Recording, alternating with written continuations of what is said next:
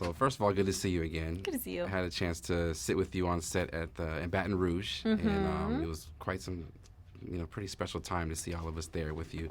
I'm just curious when it comes to. And thank you for the card, by the way. You know what? That was from the heart. I cried in the car reading it. It Oh. was so sweet. Thank you very much. That was special for us. Yeah. Jasmine from Hip Hollywood was the one who really thought that we should write a card for you. It was great. So glad you liked it. This film, obviously, you're the most powerful person in the universe, and you trained for this film for, I believe, up to about 9 months prior to starting. It's pretty unheard of for an actor to do that. How much did that help you in your character to be stronger, and did you feel like being physically stronger actually helped you on set? It helped me so much on set. I mean, it helped me with stamina just because it was long hours and a lot that was asked of me every day.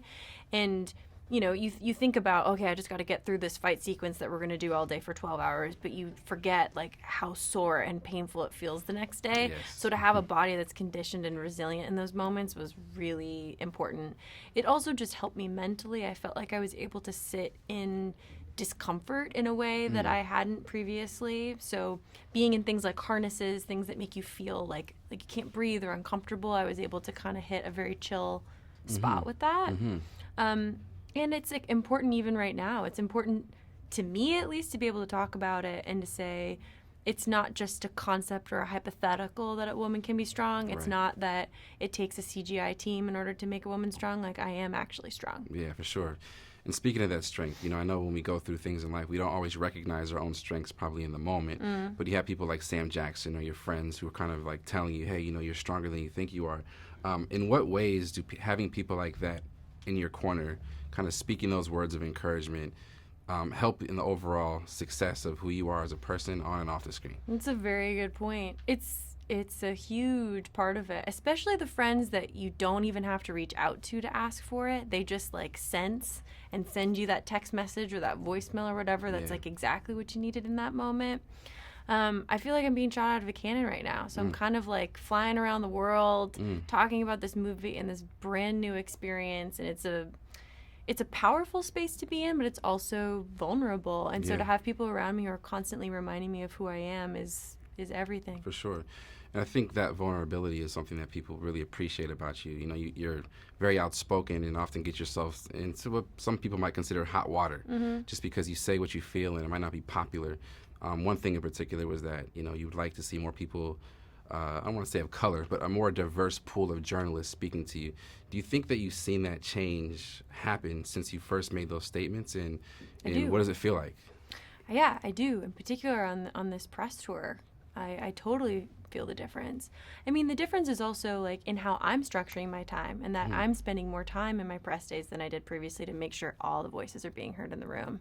That's maybe part of the conversation that people are understanding is that we're not kicking people out. We're just adding more people to it. And for me, I'm a curious person. And when I make a movie, I spend a lot of time on it and I want to get different perspectives on it.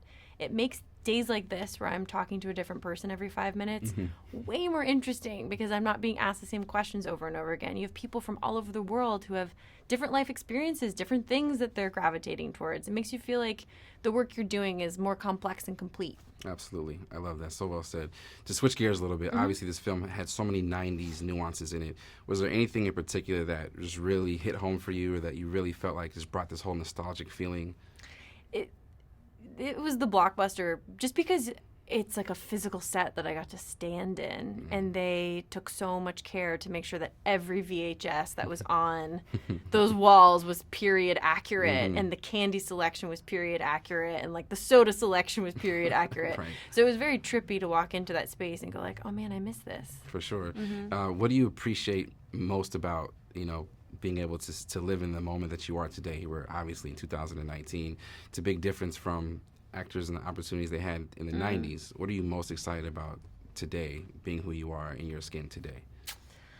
I mean, I don't know what it was like to be an actor in the 90s, but I do know for myself, like being able to step into this role has allowed me a certain level of kind of like currency in a way that I've been able to utilize to make change even outside of the industry. And that has been really important to me. To be able to like walk the walk, to not just talk about it, that's been like a new level of growth for me in the last couple of years, that it's not always about what I say, it's about what I do. Oh, Very well said. Well, thank you for walking the walk, and we look forward to Thank more you. See of you your work in the soon. future. Thank you again. Thanks, dude. It's Appreciate it. good to